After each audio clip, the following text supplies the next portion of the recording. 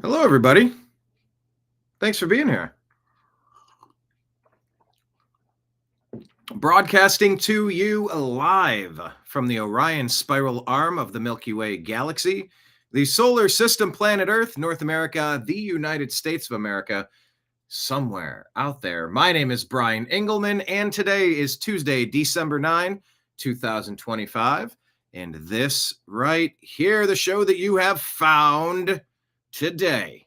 Well, that show, it is called, as I stall and look for all of my logos to appear, I think I'll find it. It is called Strictly Football, here on the new American media, because the old American media has failed you. On today's program, we are going to look back at week 14 on today's program. And then, of course, on Thursday at 3, what did we decide? 3 p.m. Actually, I got to double check the time with the guys, but Thursday we're going to do our preview and betting trends show, looking forward to the upcoming week. Of course, it is fantasy football playoff season. I hope you're doing well in that. To those of you who celebrate, we're going to welcome in Mike Bara, Jim Mitchell, and Ez'Ryel Robinson. Allegedly, his feed cut out, but we anticipate him coming back. All of that and more on today's program. That's Strictly Football. Thanks for joining us. Here we go. Hi, this is Eric Metcalf, and you're watching Unhappy Hour.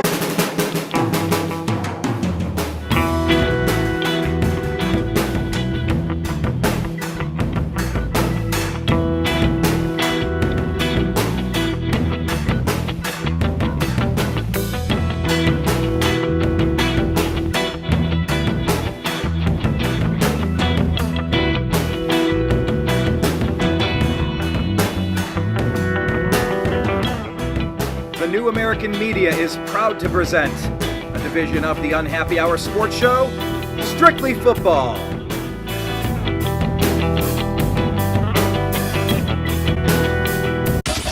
It's the Unhappy Hour. Thank you all for being here. This is Strictly Football.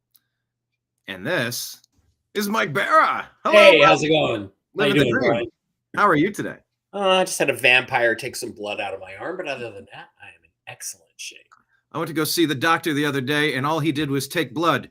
Do not go see Dr. Acula. Dr. Acula, yeah, that was a good one from the old Scrubs show. That was a good one. I love it. Mitch Hedberg, one of the greatest comedians of all time. I miss him. So, Ez'Ryel Pickens. Hello, Ez'Ryel Pickens. How are you, sir? I'm great. Bro, your hair is getting taller by the day. You're looking like a mix between what do we got? Jimmy Butler. Who's got that tall hair these days? That is getting I don't know, but don't get used to it, because once you get into the military, yeah, exactly. It's gone. Yeah. You know, I dated a girl, and her father told me, Brian, because he went bald, and he goes, if I knew I was going bald, I would have grown my hair to my ass. Just like have a heyday. Go for it. Have fun with it. Welcome back, Izzy. And let's go to Jim Mitchell. It says webcam utility. Hello, Jim. How are you? Is Jim there? Yeah. I think Jim did something, but he was fine. Jim, why'd you change it? Well, Mike might have to drive over and I might have to drive over. On some tech support again for 2 weeks in a row. Maybe send Jim a message real quick. Just tell him to reboot his system, because if it's going to be glitchy, it's going to be glitchy. I don't know what just occurred, but here let's pull Jim off to the side. And I'll mute out for a second and call. Okay, gotcha. Izzy, what's up? All right, so. Please hit like, please hit subscribe, and let me see everybody in the chat. Hello, Droopy Dog, Lake Leon, and John. Thanks for being here, of course. Before we get into the actual games, while we give Mike a moment to talk to Jim and see if we can troubleshoot, Izzy, let me ask you this question. Talk about the injury front. Whoo, Danny Dimes, he's a goner, man. Ruptured Achilles. That happened to Tyrese Halliburton. It's happened to Deshaun Watson twice. What is with these Achilles injuries? And what is going on now? They brought in, they re-signed Phillip Rivers at 400 years old, right? Yeah, the Achilles injuries is it's plaguing sports at the moment, especially basketball and basketball at the moment. But football seems to be getting its fair share. But yeah, I don't know. I think there's going to be a lot of scientific research for the next couple of years because first it seemed like ACL was the main one, and then now it's Achilles, and it's like, what just happened? Why is it going from there to that? But it's just a lot of, in my opinion, a lot of playthrough, a lot of bang. Yeah, it says webcam utility. We don't see your picture. It's just a lot of I'm guessing use of the body. But yeah, Danny Dimes is out, unfortunately. He really wanted to play. I mean, he was playing on a broken leg. I know. A week and a half. Talk about toughness. Baker's playing with one shoulder. Damn it, I've seen this 2 seasons now out of him. We'll get to that game in a second. Danny Dimes playing on a broken leg. But you know what they say a lot of times? I think that might have been the case with Deshaun Watson too. I think he had another lingering issue. And they say sometimes if you're overcompensating, you change how your body's landing and it leads to something like an Achilles. Something else, yeah. Something that like your body's twisted out of shape, and then it causes a second injury because you're overcompensating. So yeah, Phillip Rivers, they just signed him to the practice squad a couple hours ago today. I'd be surprised because I've been keeping up with him and his family, and one of his sons, he's a top ranked quarterback in the country as a high schooler, and he has like 12, 13 children. It's pretty crazy, but he's older than his own head coach, and like I think 5 other head coaches in the league. And he's 44 years old, so that's pushing. He'll be older than his coach. That's a neat stat. I like that. Yep. By the way, his offspring. Andrew, 2 years old. Anna, 6. Claire, 9. Rebecca, 11. Peter, 13. Sarah, 14. Gunnar, 16. Grace, 19. Caroline, 20. And Hallie, 23. That's a lot of kids. Hallie's older than his oldest child is older than some of his teammates. Oh, that's incredible. Okay, so he's older than his own head coach. If you have 9 kids or 10 kids or whatever it is by the age of 44, you're not a family man. You're a weirdo, okay? Freaking weirdo. Who the hell has? Not even Mormon or Catholic or anything, and he's still just like, what's he doing? So I think this is a bad desperation move by the Colts. Well, I mean, they're down to their 4th quarterback. Anthony Richardson is injured. Riley Leonard, he's injured. Riley Leonard is injured. They're supposedly their current quarterback too, leading into possibly behind Phillip Rivers is Tyler Warren. He played some snaps in high school. The tight end, the rookie Tyler Warren is. I mean, he could do it. He showed us he could do everything. So maybe. All right, I'm here for it. All right, well, welcome, Jim. Happy to have you, sir. Good to see you. Oh, good to see you guys finally. Yep. Yeah. We were discussing the injury to Danny Dimes and Phillip Rivers. Any thoughts on that one? I mean, I was a little surprised. I was sort of hoping Joe Flacco was going to negotiate a release, and then they could. Yeah, I heard release for him, but I guess not. Yeah, that would be cool. Well, the Bengals aren't going to help an AFC team with the quarterback situation. We helped them. I mean, it's all about Flacco. Yeah, but the Bengals aren't the Browns. Also, you can't do that. I mean, that's against the league rules. So if they got caught doing that, making some backroom deal like, oh, well, next year we'll give you the draft will give you a 6th for a 7th in 5 years or something if you release this guy. You can't make deals like that. It's against the rules. Of course, the NFL goes against the rules all the time, as we saw in the Baltimore game and the Raiders game. Oh, that Baltimore game. Fixed it. Here, let's just maybe start going to the games. You said Baltimore. I'm super excited to actually talk about my Cleveland Browns with Shedeur Sanders. We'll get to that in a minute. But how about we do this? You brought up Baltimore. Well, let's give that a place to start. The ending of this game was pretty absurd. It upset me. I watched the play. It looked like it was a game-winning touchdown, a walk-off, maybe not walk-off, but the go-ahead touchdown. We'll start with you, Mike. You brought this up, so let's get your thoughts on this. What did you make of the end of this game? It was a touchdown. It was clearly a touchdown. By the Everybody way, for people that says, didn't watch it, Mike, can you set them up on what the circumstance was? well, yeah. I mean, I don't know exactly the circumstances. It was in the fourth quarter. It was near the end of the game. The Ravens needed a touchdown, and Lamar threw a touchdown pass to the Likely, the tight end, right? Isaiah Likely, or Yes. might be a receiver. Number And the 8. guy caught it and took 2 steps. And as he was in the process of taking the 3rd step, the defender knocked his arm and knocked the ball out. It's still a touchdown. It's a freaking touchdown. He's in the end zone with 2 feet down, making football moves, and watching the refs, or watching these TV refs, these ex-refs like Gene Steratore and these guys cover for the NFL. Just, again, it's just so transparently unfair and wrong. Because, I mean, they used to say, well, what's a catch? Well, it's whatever 20 guys in the bar think is a catch. They used to say that's to be the standard. Well, let me guarantee you, 999 out of 1,000 guys in the bar thought that was a touchdown catch. And they took it away anyway for whatever reason. We can speculate about lines. We can speculate about gambling. We're definitely going to do that later when we talk about the Raiders game. But here's another thing I hate to point out to people. After that, they're inside. They're down about the 10-yard line. 4th and 4, maybe it was. I don't remember. And Harbaugh, it's 27-22, and Harbaugh goes for it. No, you don't go for it in that situation with 4 or 5 minutes to play. You kick the field goal. It's 27-25. If your defense can stop them, you get the ball back, and all you need is a field goal. Well, their defense did stop the Steelers, and they got the ball back, but instead of needing a field goal, they then needed the touchdown.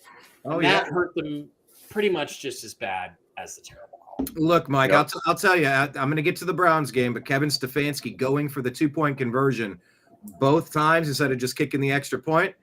That's why we didn't see overtime. It's the dumbest stuff. You've seen weird coaching moves all across the league. Yeah. Jim, what did you make of this one? Steelers get this tough win. Yeah, this was the lead pipe lock of the week. Yes. Wasn't it? Yeah. Steelers were going to not necessarily win this game, as we talked about, but I felt confident as making it my number 1 bet of the week. And Steelers always play the Ravens. Yeah, what Mike said, there was a lot of shenanigans going on in the game.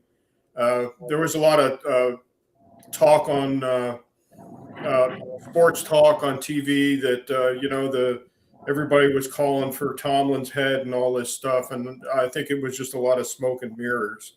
And a lot of the money went on the Ravens, and consequently, the stats that we had and the trends that we gave out last week said that the Steelers weren't necessarily going to win the game, but 5.5 was just too many points. And as a result, we cashed a ticket, and Mike cashed a ticket last week also. Mike was in the black, and I was in the black, and we just had good information on this game. Izzy. I just, Jim, I hate to be the cynical guy, but I'm getting more and more cynical all the time. The line is 5.5. If they give the Likely touchdown, then the Ravens win. People with Ravens tickets win. If Harbaugh kicks a field goal and then kicks a field goal, just a 1 field goal, the people betting on the Ravens win. So you combine those things that don't make a lot of sense. And Izzy, I'm suspicious, man. Am I being the nutty conspiracy theorist or what? Nah, I agree. I woke up that day pretty late, but it was like 2 o'clock. I opened Instagram. I saw the play. I'm like, whoa, that's a touchdown. And they were like, they didn't call it that. I'm like, holy cow, like what's happening in the league at the moment with some of these calls? It's like blatantly obvious. So Punting from the 28-yard line. Yeah, and but yeah, I mean, credit to the Steelers, but in my opinion, I feel like Mike Tomlin is just getting carried by his current team, and to get where he's at right now, like it seems like. I mean, I said it before the season started. How many games can he go? He's probably going to have like an even record, one more, another winning record, but probably by a game. Everybody, oh yeah, Mike Tomlin's going to keep his job, and it's like it's just barely there. It's I don't know how much their playoff hopes are alive. What they are in the division, but Lamar Jackson hasn't been playing that good, but his own line hasn't been good either. But either way, yeah. I mean, the Pittsburgh they came out with it. So Well, as far as Izzy, as far as the division goes, that was for the division. I mean, those really? two teams, they were 6-6. So now you look there on the screen, they're leading 7-6, and the Ravens dropped to 6-7 with only 4 games left. That was huge. That was a crippling loss. By the way, speaking of, I don't know, you said something. I had a segue in mind, but I lost it. But man, talk about not showing up. The Pittsburgh rushing attack, 15 yards rushing, led the entire Pittsburgh Steelers team. That's not something you're used to from Jerome Bettis, Le'Veon. I mean, you just keep going back with the Steelers over the decades. You think of really tough running games. 15 yards led their team. That's insanity. Derrick Henry puts in 94. And Keaton Mitchell had a really nice long run of 55. But yeah, Steelers, it's their division to lose at this point. It's not like the Browns are putting up much effort there. And I think let's maybe pivot over to that Browns game. We saw potentially the two, it was rumored to be the top 2 quarterbacks in last year's draft. Cam Ward. Some people were saying maybe Shedeur Sanders would go number 1. Turns out Cam Ward gets the pick. And this was a battle.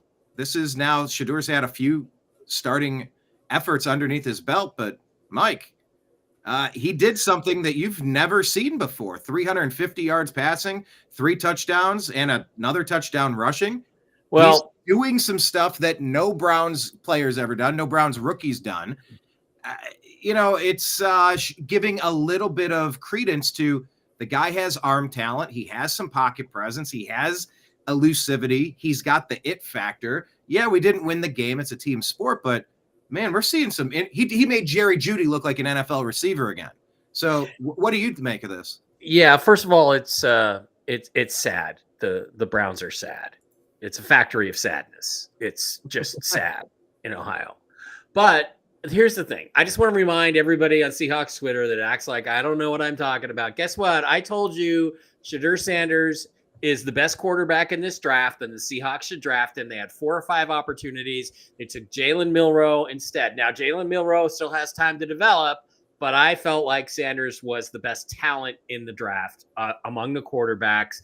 And I'm just going to say I feel vindicated. Having said that, he had a great game against one of the worst teams we've seen in the league in a long time. But every year there's a worse team in the league, and I'm not sure that the Titans are any worse than those other worst teams in the league. But look, I also rang the alarm bells about Cam Ward. I mean, he was the quarterback at Washington State near Seattle, where I used to live on the other side of the state, and I watched him play at least a dozen games before I went to Miami. And I never saw anything that said to me more than a 3rd or 4th round pick. Right now, supposedly he played way better at Miami, but I was always like, this guy's going number 1. I never saw it. I saw as a ceiling, I saw Tyrod Taylor, not Tyrod, but Tyrod, because his best seasons were when he was called Tyrod, not Tyrod. That was his ceiling from what I saw. So I think those are the stories coming out of the game. And the Browns, you're not good, but your situation in Cleveland is bad because the coaching staff does not want this quarterback. And you can tell by some of the plays they called, they didn't want him to succeed. I mean, they took the ball out of his hands on the 2-point conversion that would have tied the game. They took the ball out of his hands and ran a gadget play. To be fair, the gadget play is called the Wild Dog, and with Quinshawn, they had some nice success. I don't like Stefanski at all, but I will defend him on that first 2 point, which I don't like the call. No. I don't like the choice to not kick it. I'll take a point. I'm just going to say I like Shedeur. I think he's got upside, but if you end up with the top pick and there's a quarterback there, you still got to take another one because you're not sure about Shedeur because you haven't seen enough of it yet.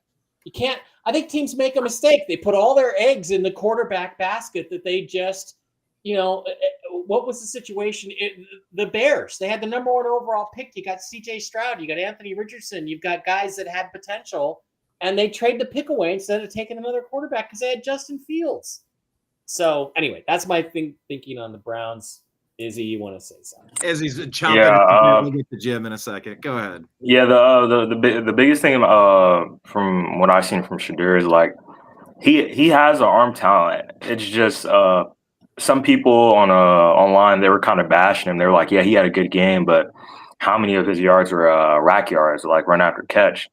And a lot of his yards were from his playmakers. But to defend him on that point, we've seen all year Kevin Stefanski draw, in my opinion, BS plays as an NFL head coach. Just some high school weird, just give it down, check it down, don't throw it deep.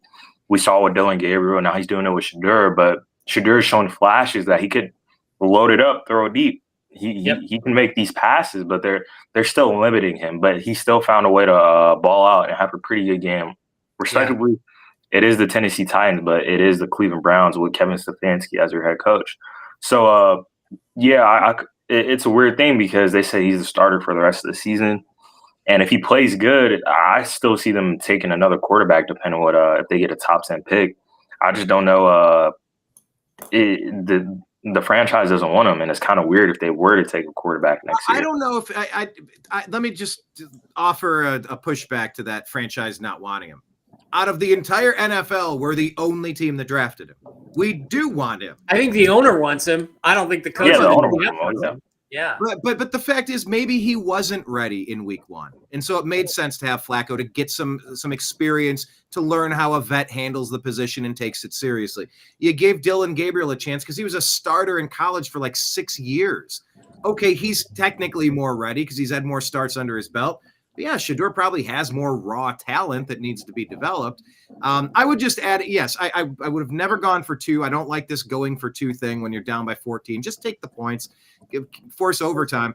But had Quinshon Judkins tossed that ball to the player coming around, he would have walked blindfolded. Still, in my opinion, I don't believe you should do that. Touchdown. It was a gimmicky call, but like it's called the wild dog. It's like a variation of Quinshon. Who's maybe it doesn't matter what it's called. At the end of the day, in my opinion, you don't do that with the game on the line. You keep it in the quarterback's hands and make a play. Exactly. You don't put it in your running back's hands and do a trick toss flippity do play after you go down back 160 yards in 2 drives to try to tie the game. But I mean, it's whatever. And then Kevin Stefanski, he still has a job. So the Browns, in my opinion, I don't know what they're doing at this point. Yeah. So if they really believed in him, they put the ball in his hands on the biggest play of the game. That's what your quarterback's for. You trust in him. Right. They didn't do that. What you got. That's the only way you're going to find out what you got is if you give him a chance. The other thing is, the point you made about the run after the catch stuff. Peyton Manning in like 2014 or 2012 or something broke the all-time record for passing touchdowns with 50. Okay. I think 5 of them, if I recall correctly, were shovel passes. The shovel pass is not a pass. It's a handoff. It's a forward pitch. It's not a – so that, again, that's a BS record. So you can say that all you want, but the bottom line is Shadur did some shit out there that hasn't been done. 354 yards? 364, 3 touchdowns in the air, and another on the ground. Yeah, and you don't do that if you suck. You don't do that if you suck. 100%. Did I miss part of this conversation? But don't the Browns have a top 5 defense, Brian? Yeah. Where are they rated? In 32 football teams. All right. I noticed something right away. I'll check. What they seem to be doing, they had Myles Garrett this far lined up. He was so far wide trying to get his sacks. I mean, we were getting absolutely torched by Tony Pollard. Like, we were getting ran upon. Myles can get hung up in that where he's focused on the wrong things. He'll lose containment. He'll over pursue in trying to get a sack, which is great, but not if you're losing your assignments. And I don't know what the Browns' assignments were. I don't know where the adjustments were defensively. Giving up 20, what did we give up? 31. Yeah. So the Titans, that's inexcusable, Jim. Well, that's what I'm saying. I mean, if the Browns offense can put up 29 points that should be in a game where the over-under opened at 33.5 and it stayed at 33.5 all week.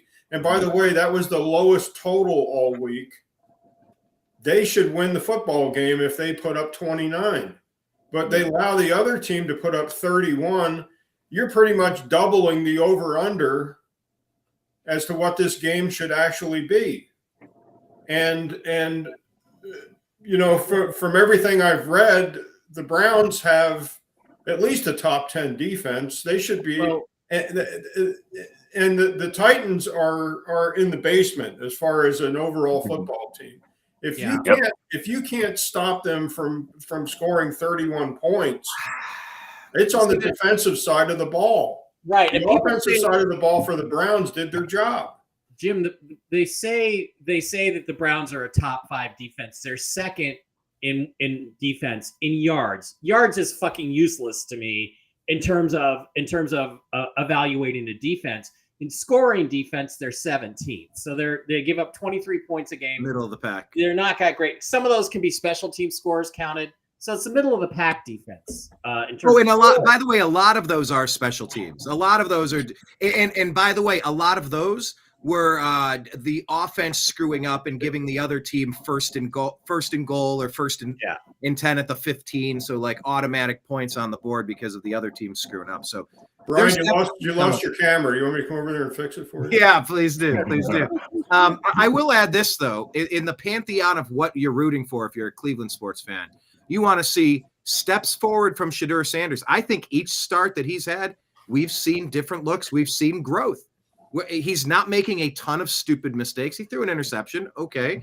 But compared to creating 4 touchdowns, you sort of take that. That's an 80% success rate. Yeah, that's what you do with talented guys. You let them get the reps. Let them rip. Figure it out. At this point in the season, when we're mathematically eliminated from the playoffs, you want to see development and you want to lose so that you maintain your high draft position. And here's the problem with the Browns. We want to go out and get Mendoza. I'll tell you what, he looked pretty damn good against the Ohio State Buckeyes. Now, I'll take the Buckeyes. If you play 2 games in a row, I'll take the Buckeyes for the other 9. But, you know, there's a rumor. Maybe Cignetti and Mendoza come in to coach and lead the quarterback position with the Browns next year. I don't know. But, you know, you want to maintain the draft standings. The Browns have 0 offensive linemen signed for next year. 0. We have old people, we have injured people, and we have underperforming people. That is a shitty combination, guys. So we have a lot of teams, a lot of positional needs on this squad. That's for sure. Where's that? Because we're going to miss the playoffs.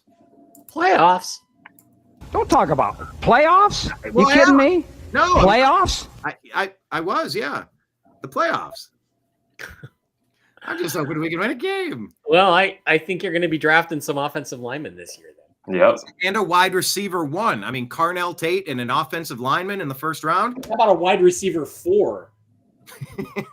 We'll get to that too. Hey, let me show you guys this since Mike brought this up.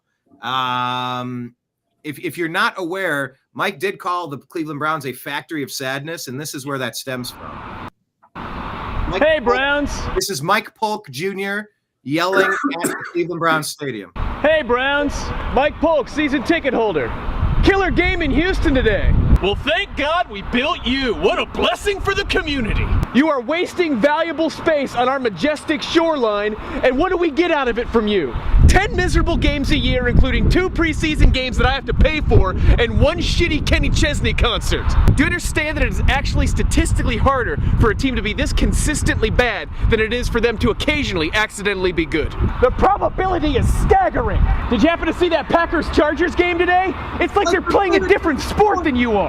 And here's what you have to understand. We don't even expect you to be good. We just want you to be watchable. Do you have any idea how low our expectations are? We don't expect you to win the Super Bowl. We just want you to look better than a Division III high school team. And listen, I know that there are way more important things in life than football, but you are supposed to be our pleasant distraction from those things. But all we do is pay you money to put us in a bad mood every week.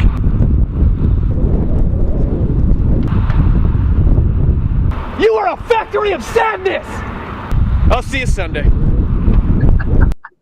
You are a factory of sadness. I'll see you Sunday. That sums it up. That's about it. Well, you know, we'll see how it goes. I was impressed with Mendoza. Maybe when we're done with the NFL games, quick thoughts on anything NCAA. Okay, so let's have the get out question here. Do we all agree that Shedeur should start the rest of the games to see what they've got in here? Kevin Yeah, Stefanski 100%. did I think say- they said they were doing that. Kevin Stefanski did tell Mary Kay Cabot. Thank you, Mary Kay Cabot. She has a fake account. Someone on Twitter goes by Mary Kay Cabbage. I don't know. Anyway, but yeah, he told Mary Kay Cabot that Shedeur will be our starter the rest of the year. Obviously, she sells cosmetics in the off season. Mary Kay, exactly. Yeah, he's going to be the starter, thankfully. Okay. So we've got that going for us, which is nice.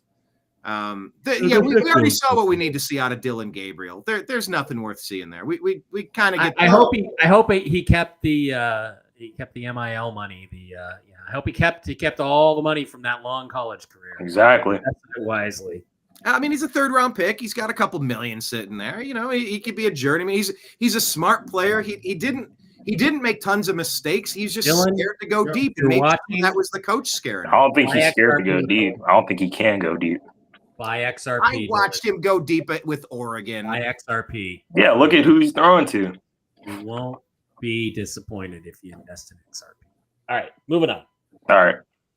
Oh, I got some XRP. I got a bunch of XRP. I've been hodling that for a long time. Izzy, you got any XRP, Jim? No, I don't know what that is. Y'all got to tell me. I'm getting paid in a couple of days. I'm thinking about investing some of my money. So. Getting paid? Yeah, start a Coinbase account and just put a couple of things in there. I've got a lot of gold and silver. When I retired, I rolled my IRA into gold and silver, and it's my IRA. I had deferred comp on the job where they had non-taxable dollars taken out of my paycheck. It all went into gold and silver when I retired, and I've tripled my deferred comp. So now, precious metal mutual funds or actual tangible assets that can't be pulled out from underneath? It's in a vault. I can cash it out anytime after age. So what is it? 72 and a half now. Yeah, so you can cash it out anytime, right? Well, you have to, otherwise you get penalized. They do forced withdrawals at a certain age. That's right. Yeah, Izzy, XRP is a cryptocurrency. They got caught up in like a whole Ripple thing or something, Mike, and it was like grayed out for several years, and then it popped, and then it doubled, and it's still sitting there, but kind of waiting for it to spring, Mike. Dave Bara tried to sell me some XRP 2 months ago. Yeah, it will be the keystone of the new financial system when it comes in, so you will make good money on it. But yeah, Jim, with silver up over $60 today, you got to be happy about this. It's over 60 today. Yeah, strictly. It was 41 last night. It went up to 60. No, it was 51. Silver is now over 60. Yeah. So, okay, moving on from strictly. Hey, you did it, Mike. But Izzy, get some. We'll talk about getting some crypto. Get a Coinbase account, and we'll talk to you offline about that. Right. Mike. Well, actually, we'll wait on Mike. We'll get right to Izzy since this is his team. And then we'll get back to the regular rotation here. Cowboys, Lions, doggone it, buddy. I'm sorry. You're not officially eliminated, but this was a brutal loss. Yeah, I was expecting at least one loss from those three teams in a row. Like you said, the Lions, they don't lose 2 games in a row. And that's still stuck up there. But generally, it wasn't a bad game by Dak Prescott and himself. It was a lot of self-inflicted wounds. It was like the whole first half. We get a penalty and it'd be 2nd and 20, like the whole first half.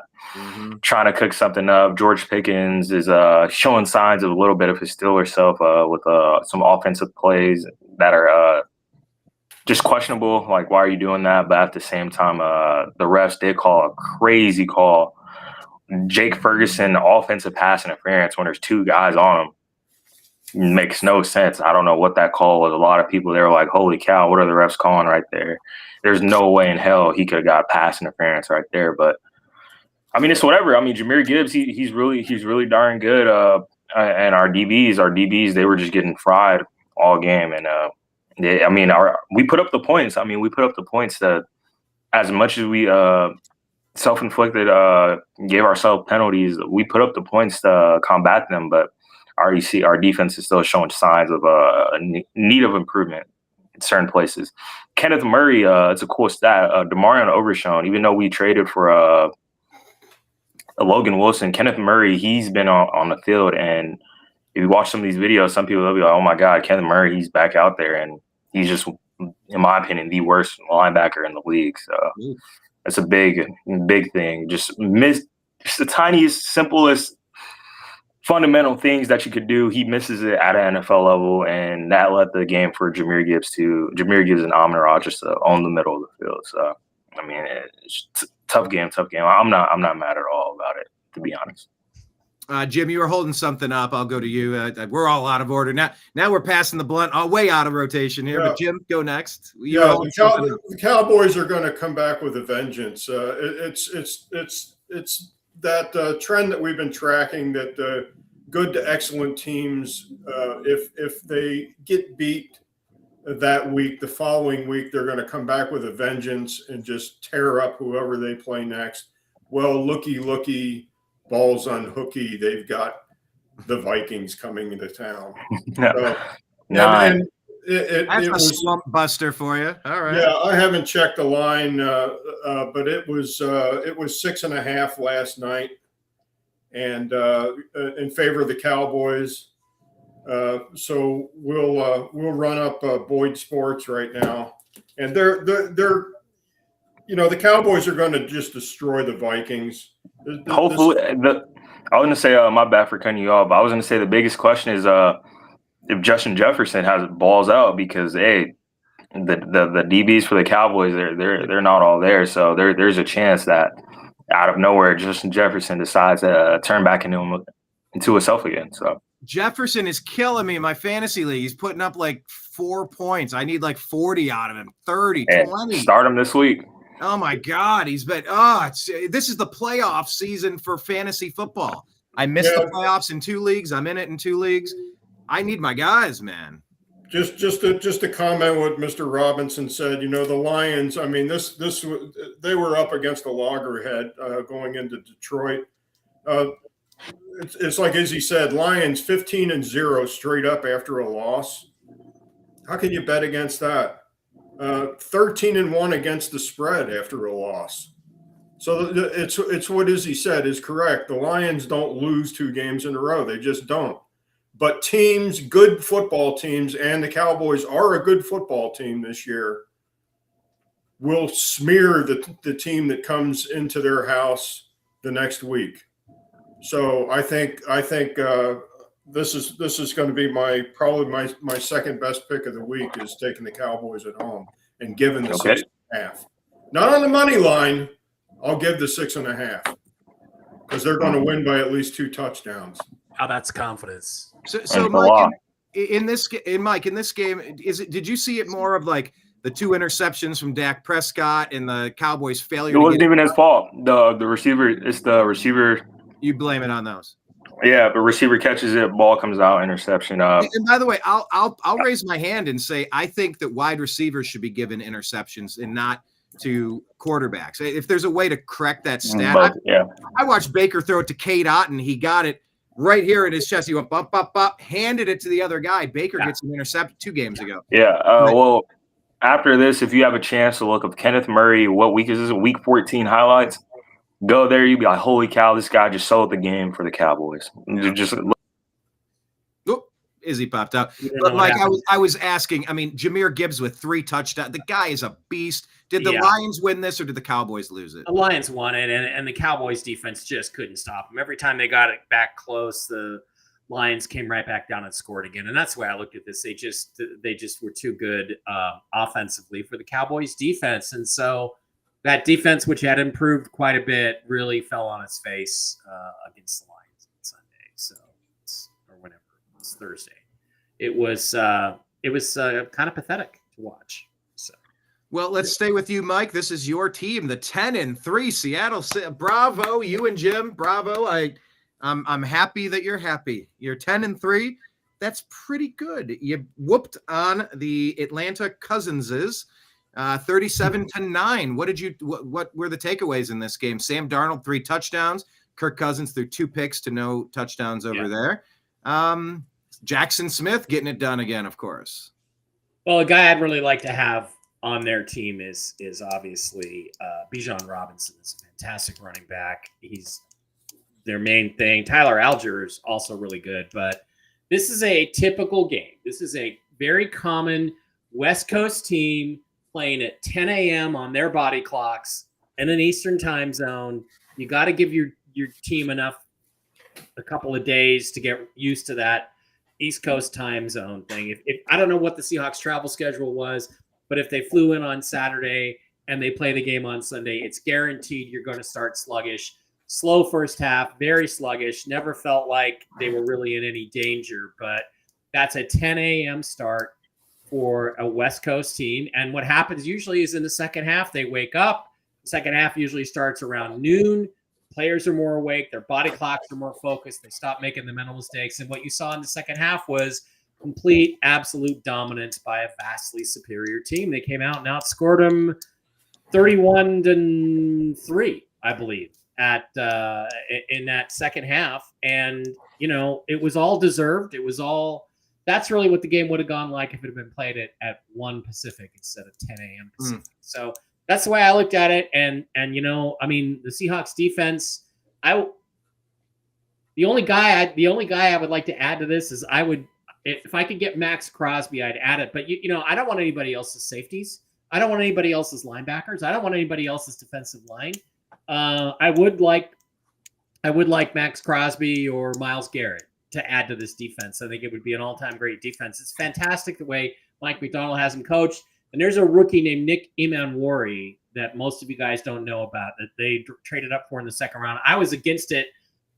I was wrong. He is a fantastic player. He's going to be in that Kyle Hamilton type conversation. This guy's a fantastic player. He was all over the field. Secondary is fantastic. This is a championship winning defense. And the only thing that can keep this team from the Super Bowl is going to be if Sam Darnold has another meltdown, because everything else is there. The running game, not that effective. The Falcons stacked it. And so in the second half, the Seahawks said, okay, we're just going to throw over the top of you. And that's what they did. And Nick Emanwori, he's getting a little bit of play for Defensive Player of the Year. I think it's Carson Schlesinger, but he's coming on. He's having incredible. I think he ranks right up there at this point. And so this is the kind of game that the Seahawks lost in the Mike Holmgren era and the Chuck Knox era. But in the Mike McDonald, Pete Carroll era, they've done much better playing at these 10 a.m. games. But what you got to do with these games is you got to slog through the first half, wait till your team wakes up, and come out and take control in the second half. That's exactly what they did. And people are like, yeah, it's only the Falcons. But here's the thing. I'm going to say the same thing about the Rams.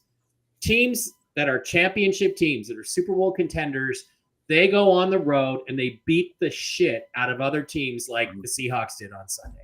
So did the Rams. But this is what good teams do to bad teams when they're championship caliber. And I'm excited. I mean, I've been as excited since 2013, Jim. How about you? Wow, going back to Chuck Knox. Ground Chuck, huh? Yeah. Ground Chuck. What, Allie Sherman didn't want none of that, Mike? Yeah, no. Well, if we're speaking of Knox and we were talking about gold, how about Fort Knox? Where's the audit? Anyway, let's stay on top. Where's the gold in Fort Knox? I thought there was an audit going to happen in my backyard. I was talking to Kayleigh McEnany. No, not Kayleigh McEnany. Who's the other, the press secretary? I'm forgetting her name. I was like, yeah, I want to be there at Fort Knox. I want to do I want to be a part of that audit process. But there you go. Jim, this is an exciting team, like Mike was saying. Yeah, the number didn't make sense in this game. I mean, it opened Seahawks 7.5, and it was bet down to 6.5. Yeah, I got 8.5 when I went. Yeah, right. Yeah. It opened at 8.5, and Mike felt duped, because I texted him and said, "Oh, it just went to 6.5," and I got a 4-letter word, back right after I let him know that. But and it was the same. It was the same race sports book that Mike and I both bet, So, the number moved two digits, which did not make any sense because, the Seahawks have just been great against the spread. I mean, their last 11, 12 games, I mean, they're 10-3 against the spread on the road. They're a great spread team. And what Mike says is a lot of truth. I mean, good football teams, Super Bowl caliber football teams will go across the country. They'll travel 3,500 miles and they will beat the shit out of that team that they're playing, especially, the Cousins. Mm-hmm. You know, and you know, we said this, or I said at the beginning of the season, Atlanta's not a good football team, and they're not going to be a good football team this year. I pretty much we all agreed with that. But you know, the over/under on this game was 44.5. You know, the game ended. The score was 37 to 9, and you know, just tells you Vegas knows a little bit about these games. Yeah, got to 46. Izzy. Yeah, when I tuned in, my phone overheated, but when I tuned in, I heard you guys talking about Nick Emenwari. I was hoping the Cowboys picked him up. That guy is a physical monster. I think he's like 6'3". He ran like a 4.4 broad jump. He just blew up the combine. He just showed that he could be a difference maker on the field. But yeah, that guy is a monster. Give him like 4 more years. He'll be coming all pro 100%. The thing is, I saw some college tape of him in big games against Alabama and LSU, and he looked lost out there. And I said, God, I don't want this guy. I want Xavier Watts, who's a really good player for the Falcons. Xavier Watts, yeah. I want him about pick 50. Really smart, intelligent player, great instincts. But I'll tell you what, I think I didn't think that Emenwari had it. And I'll tell you what this shows me. It shows me what a great coach, defensive coach, Mike McDonald is. Because he's just gotten the max out of this guy. I thought, oh, great, another Cam Chancellor, you know. But he's, you know, if he gets in the right circumstances. But, man, the guy just – he doesn't make any mistakes out there either. That's the other thing. Yeah. It's just some coaches, they just know the right thing to do. Like when we had Dan Quinn, and dang, I can't think of the cornerback coach that we had, but we just released them. Our corners, what was it, back-to-back years? Trayvon Diggs led the league in interceptions, pick sixes, got injured. Deron Bland stepped up and did the same thing, and it's like we don't got those guys no more. And look how they're playing right now. So coaches is a big factor. But yeah, the Falcons are trash. I mean, they got Bijan Robinson. That's about it. I mean, that's all you could get out of them. And then the Seahawks. They got a good running game. And they got some weapons. But I mean, depending on how the coach calls the plays, it's like 37-9 is not good for what your team looks on paper. I'll say it every week, but hey, congrats to the Seahawks. That's an awesome win, moving to 10-3 there. I mean, they're looking real good. Sam Darnold. It's a pretty good team. Izzy, are any of these the coaches you're thinking of? I asked Grok. Al Harris. There we go. Al Harris. Al Harris. And what were you saying about Al Harris? He was our DB coach, I believe. Yeah. He was really good. He was the dude who, I said, Trayvon Diggs 1 year, all those picks, gets injured. Deron Bland, I didn't even know who Deron Bland really was, and then he stepped up, did the same exact thing.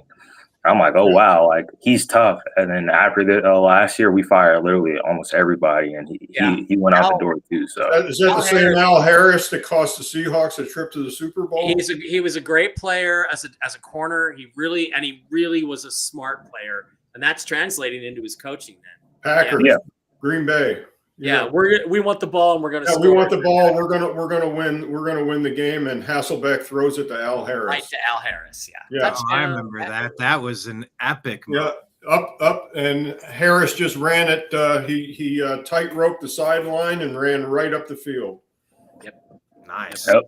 Well, all right. Let's bounce over to this game. You know, with the AFC North being so garbage, I mean, the Bengals had a shot at 4-8. You know, you could run the table and go 9-8, and in a Tomlin-led division, 9-8 might get you there, and it'll go down to tiebreakers, perhaps. Bengals had this game. They had this game, and Buffalo put on 28 points in the second half. Buffalo wins and improves to 9-4 on the year.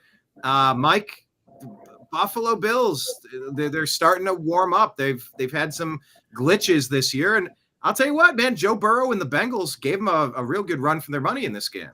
And a fun game in the snow. I love snow games. Yeah, we had that on the corner TV, watching it out of the corner of our eye. The Bengals are a different team with Joe Burrow, what might have been, but he does get hurt a lot. So they got to decide what they're going to do going forward with that. I think given their receivers, they got to keep playing Joe Burrow as long as they can. But if you'd like to trade him, I know a team that should grab him. But in the end, they got Josh Allen. Josh Allen is an extraordinary physical specimen. Like I don't know that we've ever seen in this league before. He's like he's like a linebacker playing quarterback, but or a safety. It's like Ronnie Lott. I mean, he's also a giant. He's a freaking Anunnaki out there. He just runs over people. And they got Josh Allen. Their defense is playing better, the Bengals, but they just got run over by the most extraordinary physical specimen at quarterback in the league right now. Nothing they could do about it. He just beat you. Josh Allen beat you in the fourth quarter. Period. Yes. Let's go to Jim. I mean, this was a teeter-totter game. I was watching it. I was keeping my eyes on it, watching for Jamar Chase, and because he's in both of my fantasy leagues, and I can't believe they blew this one. I mean, I don't know that they blew it so much as the Bills came back and they are the superior team and they took what was theirs. But I was a little shocked to see it. Were you shocked at the result? No, not really. This was my third best play of the week. I had bet 4 straight bets, which are single team tickets. No, five single team tickets. And this was my third best pick of the week. Even though the Bills are now 16-1 straight up at home, they're going into this game, they were 0-4 straight up against the Bengals. They hadn't beaten the Bengals in the last 4 meetings. And watching the first half of this game, I'm cashing a ticket, but then I go on to continue to watch the game, and Josh Allen is doing what Josh Allen does, like Mike said, and he just he's just a great football player, and he came back and actually won the game. Going into this game, Joe Burrow was 8-0 straight up his last 8 games. And he was going into this game, I just felt really confident, and I thought 5.5 was a gift. What'd you say his last 8 games? What was he at? 8-0 straight up. Okay, yeah, that's pretty good. Of course, he hadn't played since when? September. So this is going into the 2024 season that this stat came up, and I was confident. I was confident that the Bengals were going to cover stay within the 5.5, which they did. And like I said, just to go back to what Mike said, Mike had a wild ass 3-team parlay that he was playing, but to protect that bet, Mike always goes back to the Seahawks, and he makes a straight bet on the Seahawks, and bam, you don't lose any money. Didn't lose any this week. Yeah, no, if you cash a ticket and you only bet 2 tickets, you're either going to make money or you're going to break even. And we did all right. Yep. They did all right. Izzy, talk about the Bills. Josh Allen gets it done, overcomes 4 passing touchdowns from Joe Burrow. Yeah, I completely agree. Josh Allen, he's the Bills' offense in itself. Besides James Cook, when you need him to step up and do things, he'll do it. It just depends on, in my opinion, either how he's feeling that day or how the defense is playing against him. But he's the offense in himself. The biggest thing is that in my opinion, we haven't seen the peak of Josh Allen. Yes, they have had Stephon Diggs, but I think I've been saying it for weeks now. Wait until they get that wide receiver 1. People were like Keon Coleman. Keon Coleman wasn't drafted high. I didn't see him being that great of a receiver, in my personal opinion. But once they get a definitive wide receiver 1, where he could sit back in the pocket and have a guy like somewhat decent of a Jamar Chase, just someone who could get open, where he could just rely on him to get open and just give him the ball. Teams are going to struggle in the future, but it's a great win. They scored 21 in the fourth quarter. The Bengals put up 13 in the fourth quarter. So, it's just back to that old Bengals defense. Hopefully this doesn't happen in the playoffs. Never mind. I don't think the Bengals are making the playoffs, but say if they were to, then it'd be a whole different story. But, yeah, the Bills, they get a win, much needed team morale boost win. But besides that, the Bengals, I don't think they're in it for the pot anymore. So, all right. Well, let's move off of the Bills. Let's just keep going down the list. Corner TV game. Vikings put up 31 and blanked the Commanders, Mike Bara. Yeah.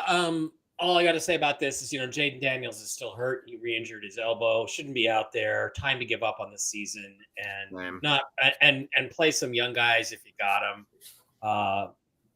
Redskins are one of the oldest teams in the league, if not the oldest. You got to retool. Protect Jaden Daniels. Okay, just let Marcus Mariota start. You get a 3rd-round pick back in compensation, maybe if somebody pays him some good money next year. He goes to another team. Just forget it. And JJ McCarthy could have been worse, but he did okay. 3 touchdowns, no interceptions. That was pretty good. Yeah, but again, only 163 yards. This is what I felt about him coming out of college. He just didn't make enough plays. So, I don't think he's ever going to be a top flight quarterback. But I think some team is going to make good use of him as a serviceable, below average starter. That's what he's going to be, and he had a good game. So, were you going to make a Mendoza line reference? Well, I was thinking the 15th, about that top 15, bottom 15. The Mason Dixon line, the Mendoza line. Although Mike, that's what you think Fernando Mendoza is? Yeah, see, that's what I'm saying. The Mendoza line is going to mean something different now moving forward in the NFL. Yeah. That kid showed some moxie. Jim, what did you take away from this Vikings annihilation? Yeah, this game didn't make a lot of sense as far as the point spread was concerned. The game opened at 1.5 Vikings, and when they announced Daniels was going to play, the number didn't move. So the Racing Sports folks weren't really panicking, knowing that this was going to be one of the corner TV games of the week, which it was. I mean, it was just a blowout, 31-0. Redskins just a miserable road team. 1-9 against the spread, their last 10 road games.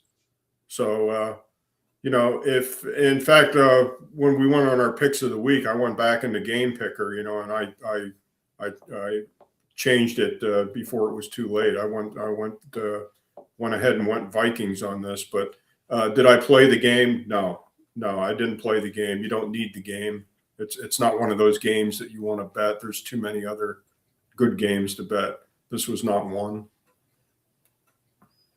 Izzy, Vikings blew them out. JJ, 3 touchdowns, no stupid mistakes.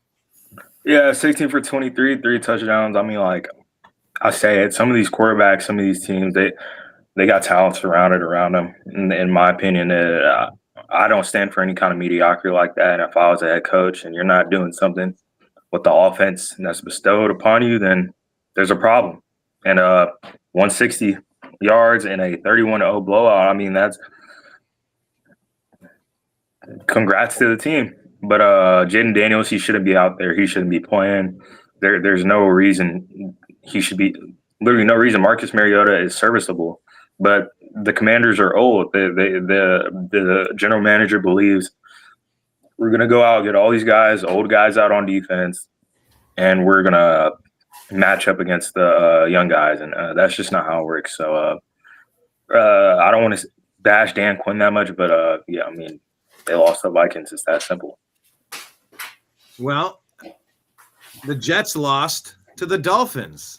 I believe this was a weather-related game, Mike, when we were discussing this matchup last. Oh, there you go. There's the official Redskins helmet. Nice. I was told that they couldn't play in cold weather. That Tua Tag couldn't play in weather below 40 degrees or whatever. I'd hear that.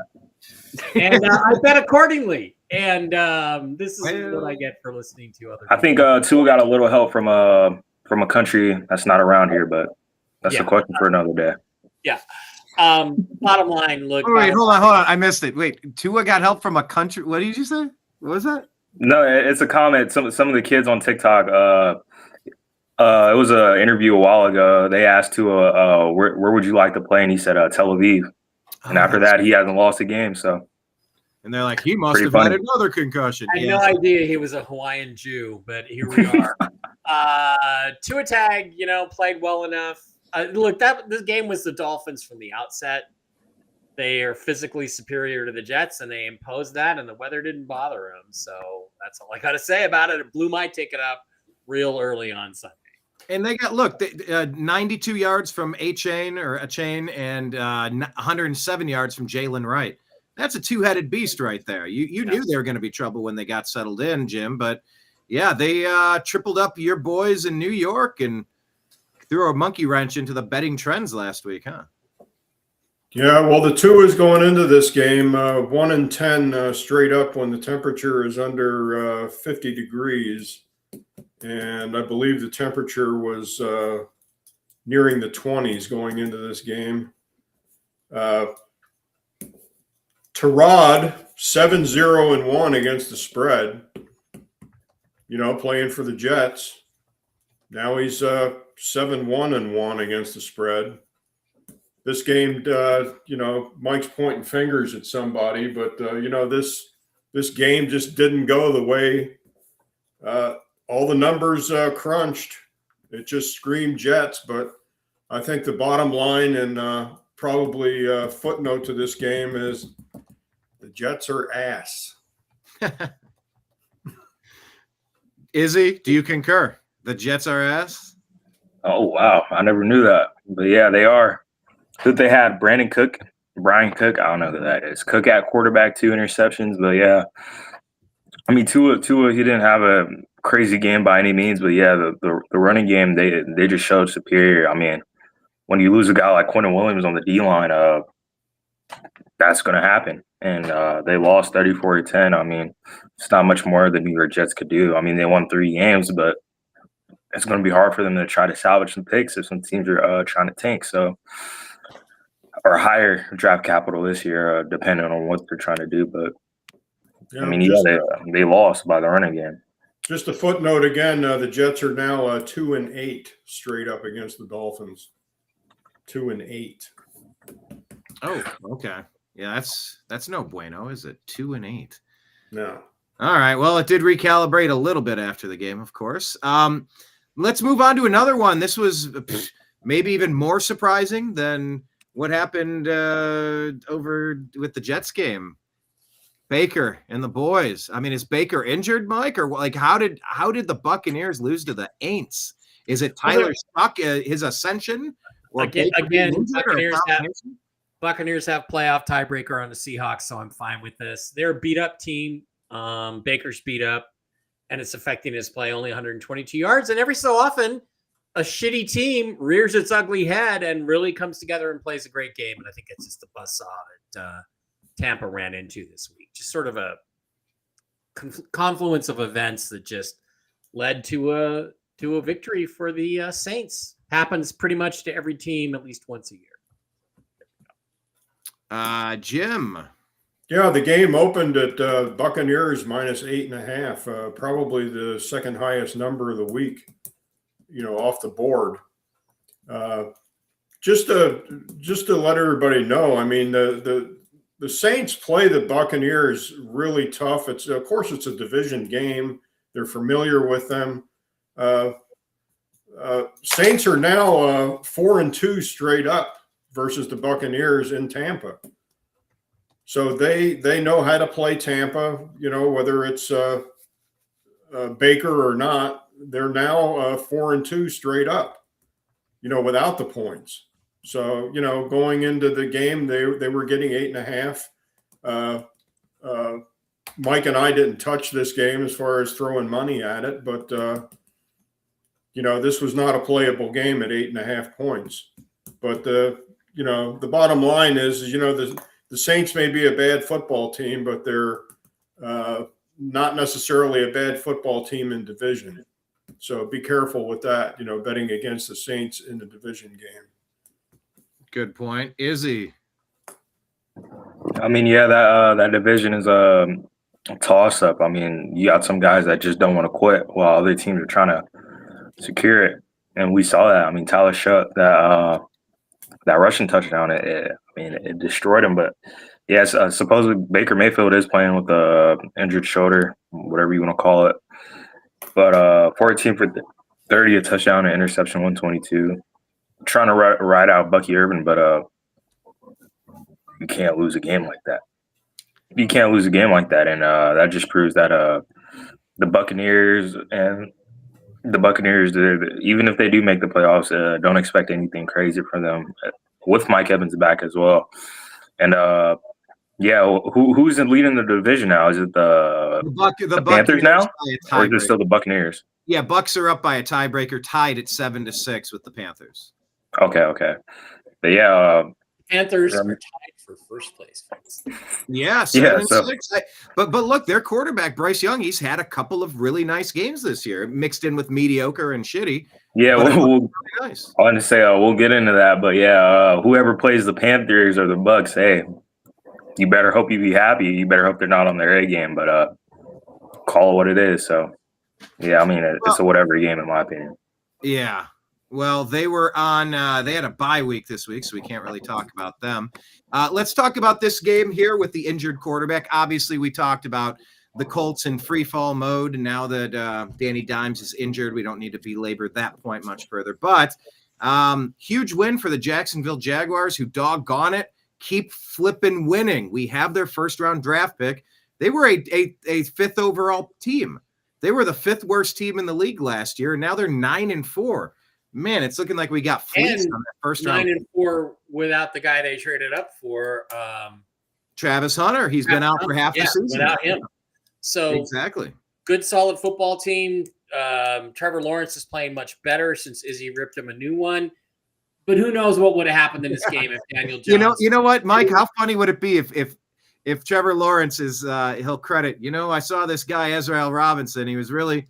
He kind of held my feet to the fire. He ripped on me, and it really my long, luxurious hair, and say, "How can you do better, Trevor?" I'm sure that's true. Yeah. Who knows what would have happened if Daniel Jones had come into this game healthy or not torn his Achilles, but his season's over. I don't see how the Colts hold up. I don't think Phillip Rivers is the answer. Sorry, did I say that out loud? Well, I mean, he's 44 and he's coming off the couch with 35 kids. He probably just wants the break from his kids. Yeah. Again, like, I'll go get my 300-pound lineman. Get me away from these kids. If you have 9 kids, you're not a family man. You're a weirdo. Okay, he's a weirdo. Or he's virile. He's super virile. Maybe he could be a guest on your TMT show. He's got all the masculinity. I don't think so. Anyway, Jags look like they're going to win the division. So that's kind of the way it's going to go. Jim, are they going to win the division, do you think?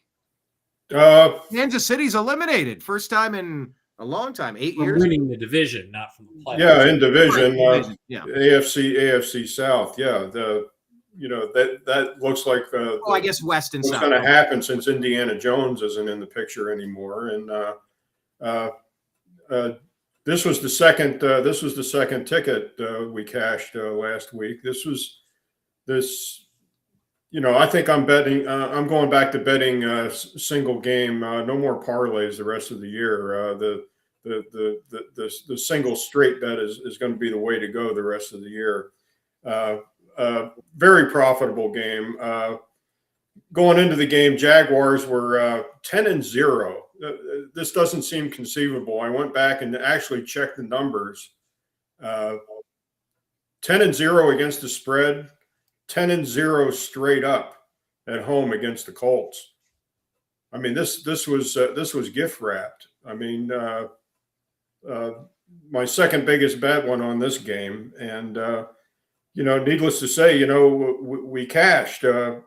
Colts were 7-2 against the spread against the AFC going into this game, but that's not necessarily within division. Jaguars 6-1 against the spread as a home dog. So the Colts going into this game favored by 1.5. I couldn't figure how they figured a Colts minus 1.5, knowing that Indiana Jones had a bone fracture in his leg. Yeah, on the road, bone fracture. Yeah. So now, now they get, to be fair, the Colts look sort of unbeatable most of the year. Yeah, now they get the pickups, but now they get to travel to Seattle this week. That spread opened to 12.5. We'll get into that on Thursday. Yeah. And that was immediately bet up to 13.5. So that's going to be the big number of the week is Colts at Seattle, and what are they doing? They're trouting out Riley Leonard. Well, I think Riley Leonard's hurt now, right? Yes. Riley Leonard has a knee injury. That's insane going into this game, and I'll take the 13.5. Yeah, that might not be the worst play out there. Izzy, the Jaguars, they're playing well. They're playing really well. I hate it because we own their draft pick. I want them to be the worst. Unfortunately, they're fighting for first. Yeah, the Jaguars, they are playing well. ETN 2 touchdowns helped my fantasy league. I'm a big ETN guy. I like him a lot. But yeah, Riley Leonard's hurt. But yeah, unfortunately, Daniel Jones goes down. Jonathan Taylor, without the threat of an actual real quarterback trying to get the ball deep to his playmakers, Jonathan Taylor, you could focus more on the run game, and that'll probably show for the rest of the season. And the Jaguars are playing good. They seem to find a way to get Brian Thompson. I mean, only 3 catches, but for 87 yards, it's not bad. But they're starting to figure it out later on. And the Colts, they're getting bashed up. No Sauce Gardner, no Daniel Jones. So it's just looking all bad for the Colts right now, in my opinion. So yeah, it's I don't expect a lot from the playoffs from them anymore. So once they make the playoffs, but as far as winning the division, I mean, I don't know what the Texans' record is, but hey, their defense seems to be legit. So that's my choice. That they're pretty close. 8-5 right now. Texans. Yeah, they're right behind. Me personally, I got the Texans coming out with it. So. All right. Well, you know what, Izzy, we'll just stick with you. We'll mess up the rotation again. You brought up the Texans. We'll stick with them. They doubled up the Kansas City Chiefs. And oh my gosh, was it glorious watching things go poorly for Kansas City for the first time in a long time. Even the refs I love it. Bail them out. What did you take of this? What did you take away from this or make of this one? Yeah, but besides the Cowboys losing, I'm pretty happy that the Chiefs lost, the Chargers won, and the Eagles lost. So it's pretty great day for me. Eagles game. I got thoughts on that game, but go ahead. Yeah, but pretty great day for me. Mahomes throws 3 interceptions. Wow, 19 QBR, 160 passing yards, 60 on the ground rushing. But the Texans defense, like I said, hey, CJ Stroud, he's not looking to be himself. I don't know, maybe if they had Davis Mills out there, they put up a couple more points. But for them to only score 20 points against the Chiefs and hold them to 10, that's how you win. That's how you win a game, and that's how if you lead in playoffs that way, that's how you win a playoff game. Just limit the other team to points and hope that you get enough more than them. So Woody Marks with 26 carries, 70 rushing yards. Nico Collins, 121, looking like Nico with CJ out there. So, hey, in my opinion, the Chiefs season it seems to be done within their division. So, yeah, I mean that's my thoughts on the game. I don't think Mahomes is bad in any remarks. It's just a tough defense, and he couldn't get the job done like how he used to. So, according to Grok, who can hallucinate sometimes, so take AI with a grain of salt. But they're saying Patrick Mahomes' lowest career QBR was December 7, 2025 against Houston. And they said that his recent 2025 games against Houston, Philadelphia, and Buffalo rank amongst his top 5 worst ever, Mike. So this is a bit of a trend for Kansas City, corkscrewing into the ground. I don't know if it's just they paid him so much money they can't have nice things around him anymore, or they're aging like Kelsey. That is so overrated because you can still draft well. I mean, every year there are Pro Bowl level players, if not Hall of Fame level players, taken in the 2nd and 3rd and sometimes even the 5th, 6th, and 7th round. Right? These guys. So if you know what you're doing in the draft.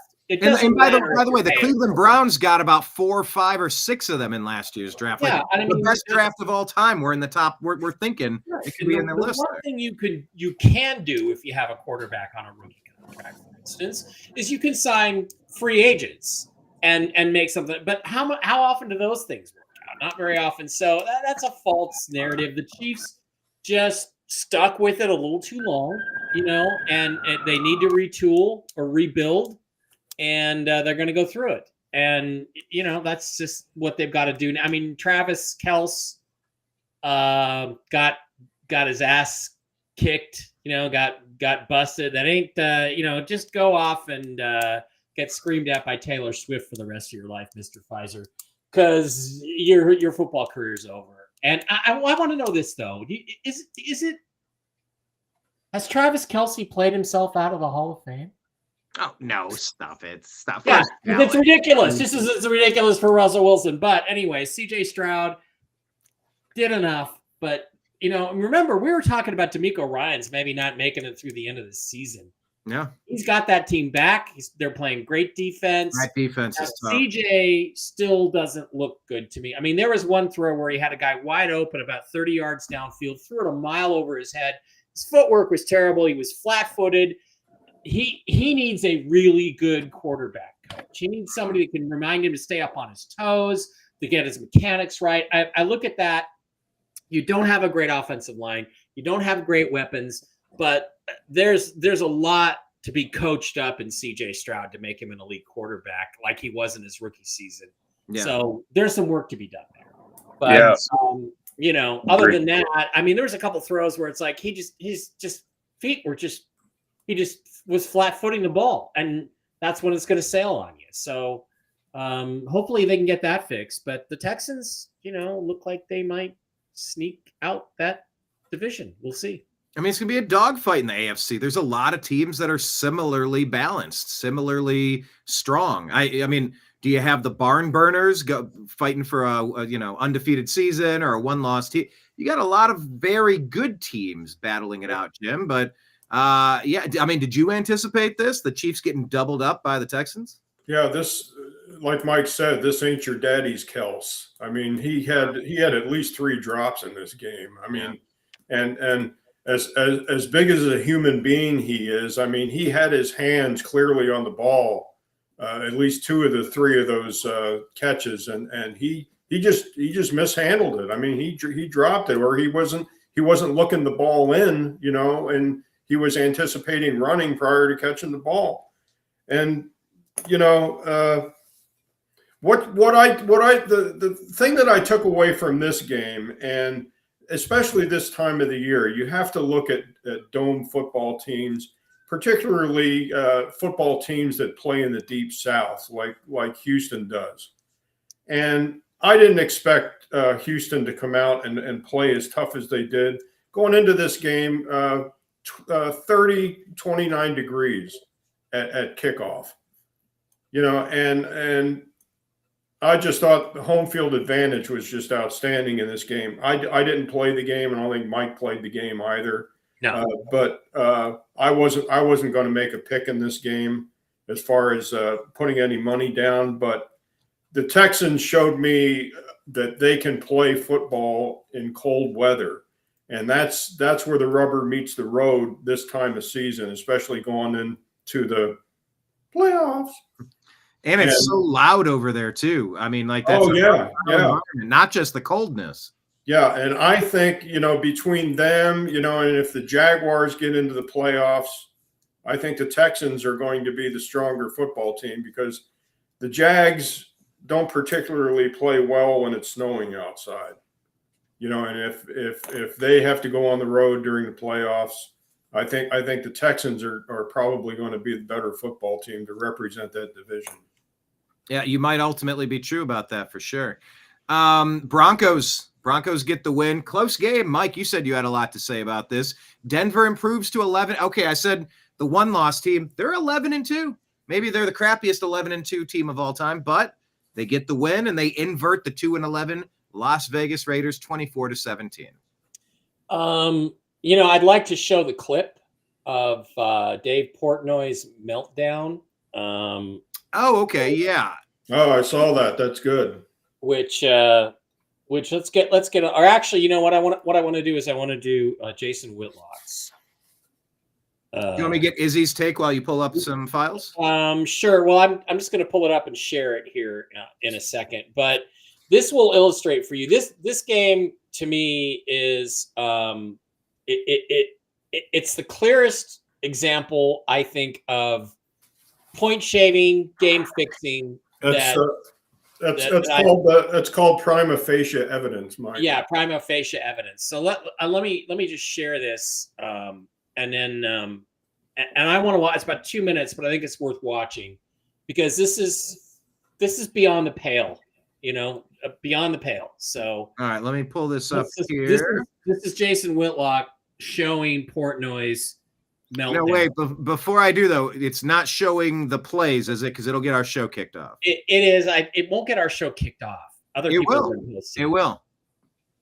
Anything NFL clips, it grabs it and it slices and dices it. It's gonna be Portnoy. We're gonna show it from a distance, little tiny screen. Well, here, let me switch it so that it's barely down. We mainly want to hear what he has to say, right? Well, yeah. We need this entire segment investigated by the NFL. 3rd and 3, there's 24 seconds. The spread is Denver minus 8.5. They were up 24-7, by the way, with like 2 minutes to go. He spikes the ball. Why are you spiking the ball with 16 seconds in a 10-point game? Exactly. It's beyond me. The game is over. I don't know bothered? that I've ever seen a spike in that situation. But we're just starting, boys and girls. We're just starting to get. Now, I want you to watch this next can you pause it there for a second? Because he's going to roll out, throw a pass. Yeah. Okay, you jumped in and you said, yeah. So comment on that first part. Well, the game's over. It's a 10-point lead for the Broncos with 16 seconds left. And you're not going to score twice in 16 seconds. You're not probably going to score once in 16 seconds. But you're playing. I mean, I understand not quitting, but the game's over. Everybody knows the game is over. So he spikes the ball to save a timeout for no reason. You're not going to win the game. You're not coming back from this game. So what exactly are you playing for here, Pete Carroll? Let's go forward. The clock should run out. They can't get up to spike it. They can't even, to be honest, get close. Oops. Okay. To be honest, get close. Pete Carroll, you're a piece of shit. Pete Carroll is one of the great scumbags. I would honestly punch Pete Carroll right in his fucking old fucking face if I saw him. So, all right, here we go. 16 seconds. Raiders are definitely cheating right now, doing whatever. Big money clearly on the Raiders, plus the points. So they throw down here. There's 9, 8. Watch. He gets up. They call that a delay of game. There's 4 seconds. The game is fucking over. What is that flag? By the way, we're going to rewind it. Jones didn't even fucking do anything. The receiver fucking grabbed him. Watch this. Watch this play again. At the top of your screen. So this is a pass to Tyler Lockett. They get down. We're going to call this delay a game on the defense with 12 seconds left. I've seen they call this. He's down. He gets up and gets fucking. You call that delay a game when the game is over? Dude, what? So here's the next point. Why did the referee call delay of game? He holds him down a little bit, not enough to call it, but he calls it anyway and stops the clock, giving the Raiders 4 seconds. Why does the ref do that? If the ref just swallows his whistle, which is what Portnoy is about to say, if the ref swallows his whistle, 4 seconds run off and the game is over and everybody goes home and gets a nice hot shower. But again, let's just keep going. I've seen that 1,000 times worse. It's 4, 3, 2, 1. Go home. Game's over. Yep. And then Pete Carroll runs out the field goal unit and kicks a field goal to end the game with no time. This guy, prison. This ref, prison. Pete Carroll, prison. NFL, prison. This is the most rigged game I've ever seen in my entire life. Disgusting. Fucking prison. Okay, so then with 4 seconds left, with no hope of winning the game, none, with 4 seconds left, Pete Carroll runs the field goal unit out to kick a field goal, which just happens to beat the spread of 8.5, making it 24-17, a 7-point spread. If he just lets the clock run, if the ref doesn't call the penalty, if they just let the clock run, guess what? Everybody who bet on the Broncos and gives the points wins their bet. There's no explanation for this. Pete tried to say later on, he tried to say that, oh, well, we were going to kick the field goal and then try an onside kick. You can't, with 4 seconds left, it takes 4 seconds to kick the ball. The game's over.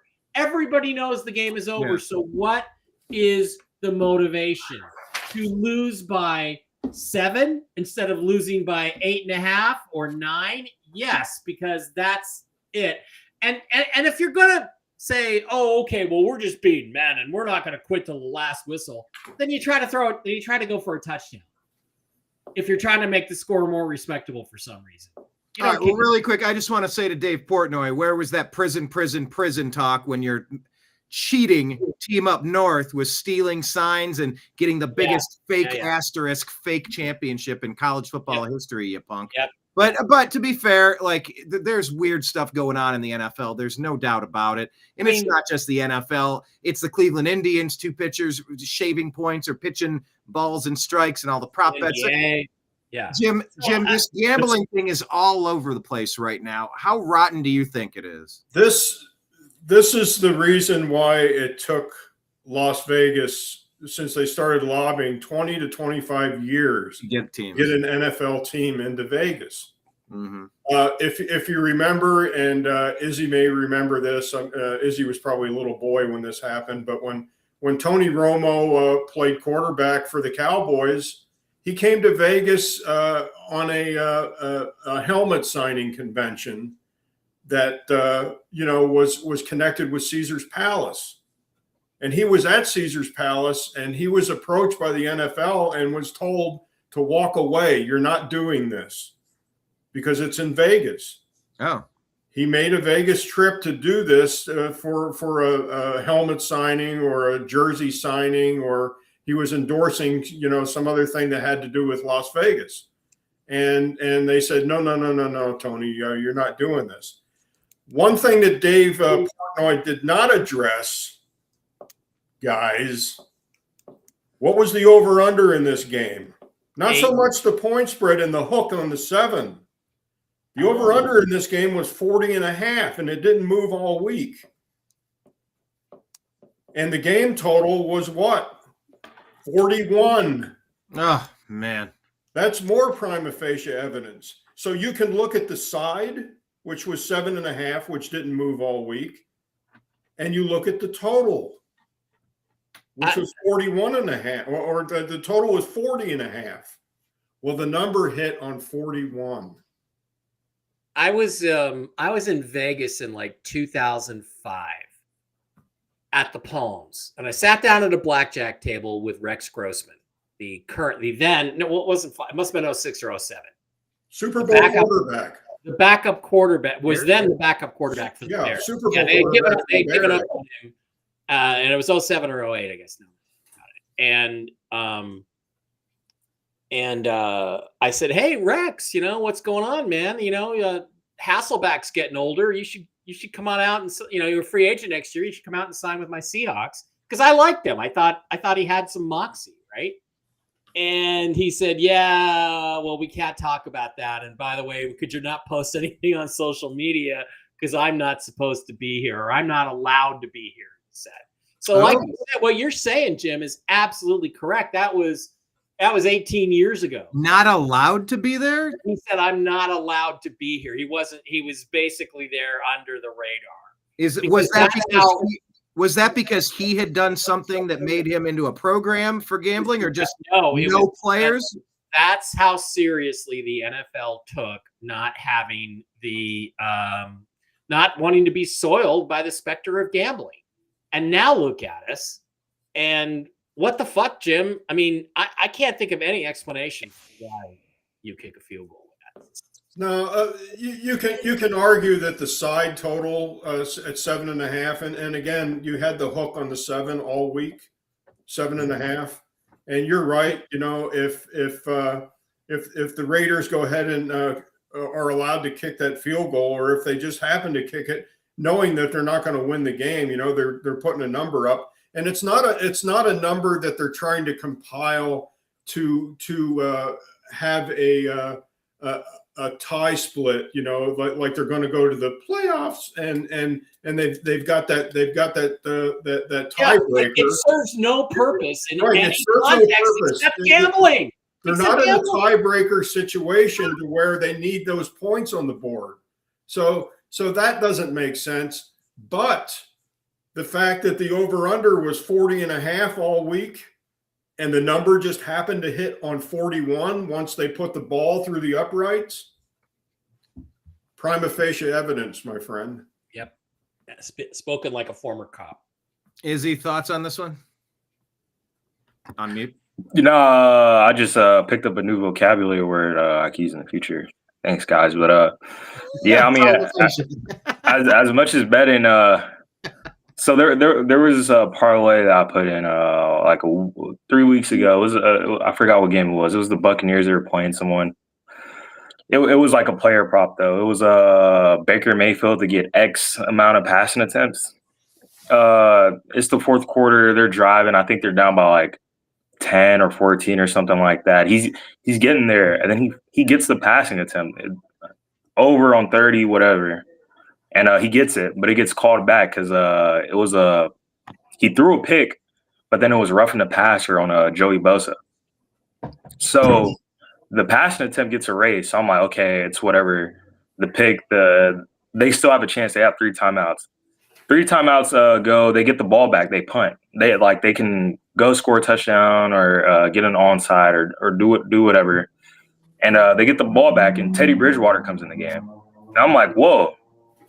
What just happened? And then Teddy Bridgewater came in and nailed the ball down. I'm like, that's crazy.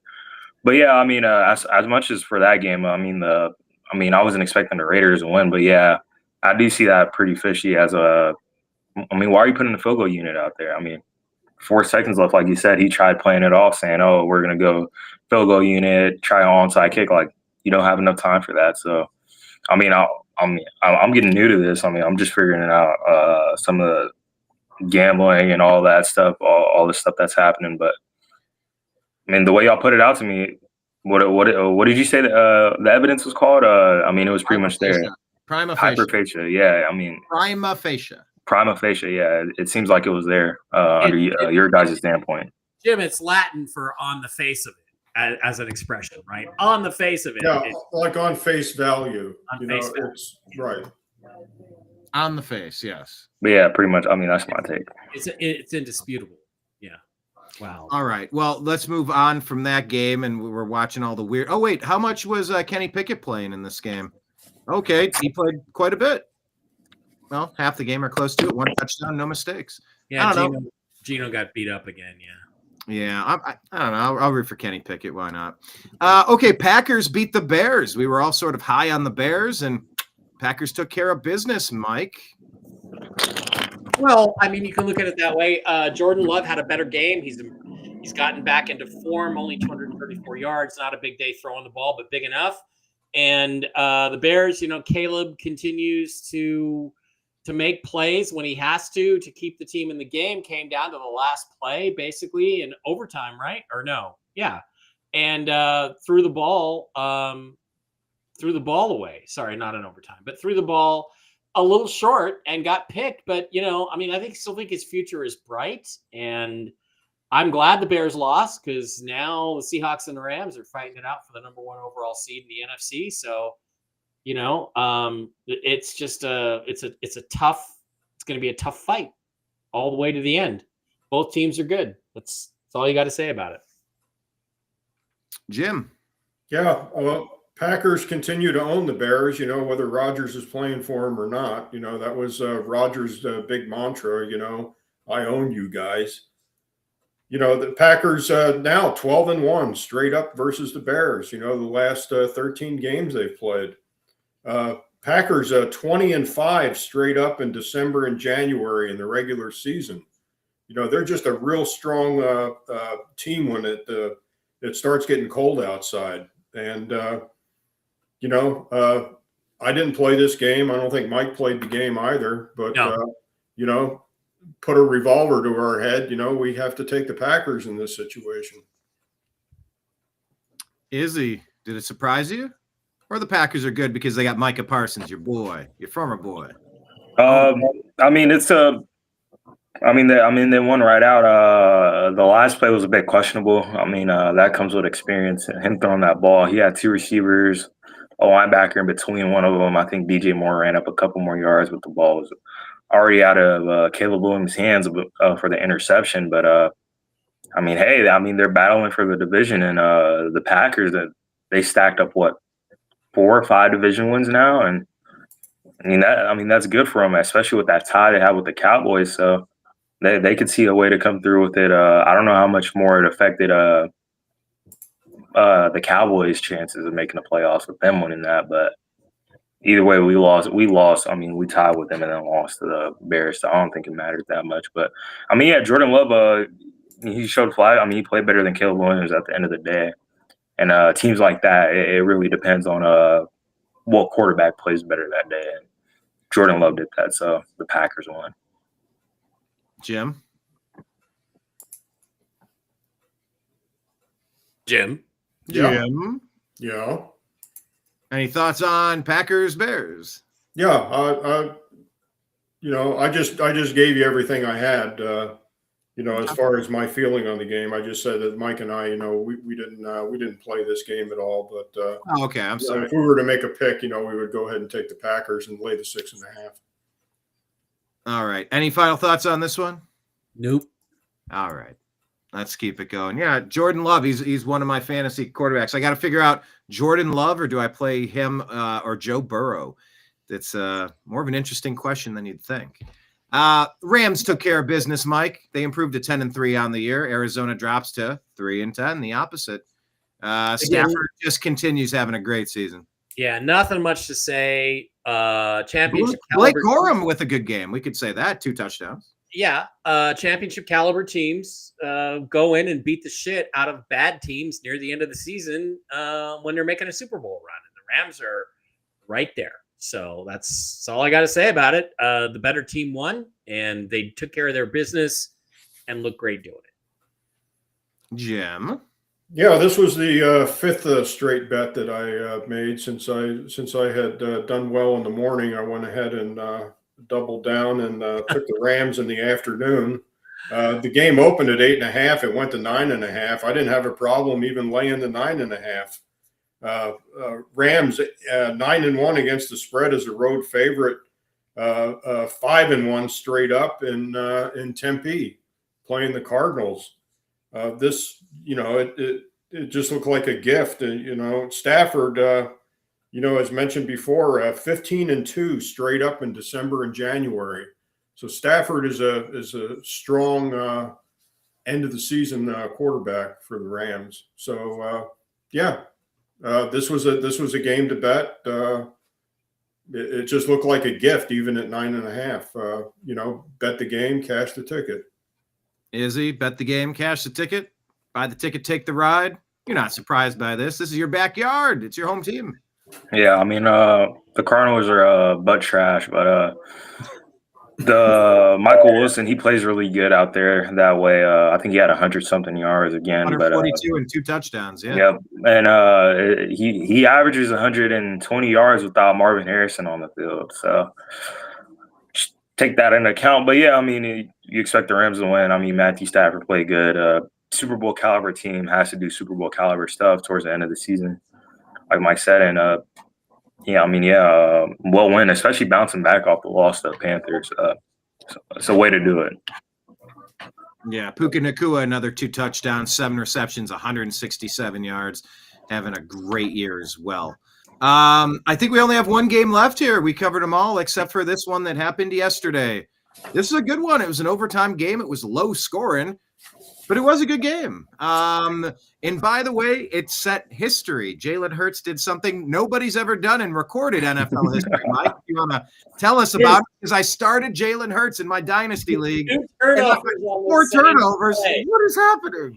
2 turnovers on the same play. It wasn't an interception. The guy who intercepts and fumbles the ball. Jalen Hurts gets it back, and then he fumbles the ball. Oh, my God.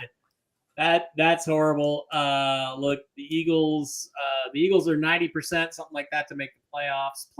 But They didn't look that great last night. They lost 5 games now. The Chargers aren't very good, but they were good enough to beat the Eagles at home, even with an injured Justin Hebert. Don't know what to say about it other than that. I'm glad the Eagles lost because it helps the Seahawks guarantee that they're going to get into the playoffs, which I think they should be able to clinch a weekend. I think the Seahawks can clinch a playoff spot this weekend. So there we are. And, I mean, I don't have a lot to say about it. The Eagles were not quite themselves. They didn't have Jalen Carter. And it's just one of those weird late season games. So many turnovers. Not much to say about it. Kamani Vidal's I'm glad the AFC team won. Yeah. Help the Seahawks. That's all there is to it. Kamani Vidal's filled in okay over the past, couple months with the injuries at running back. Omarion Hampton, it's nice to see him back there.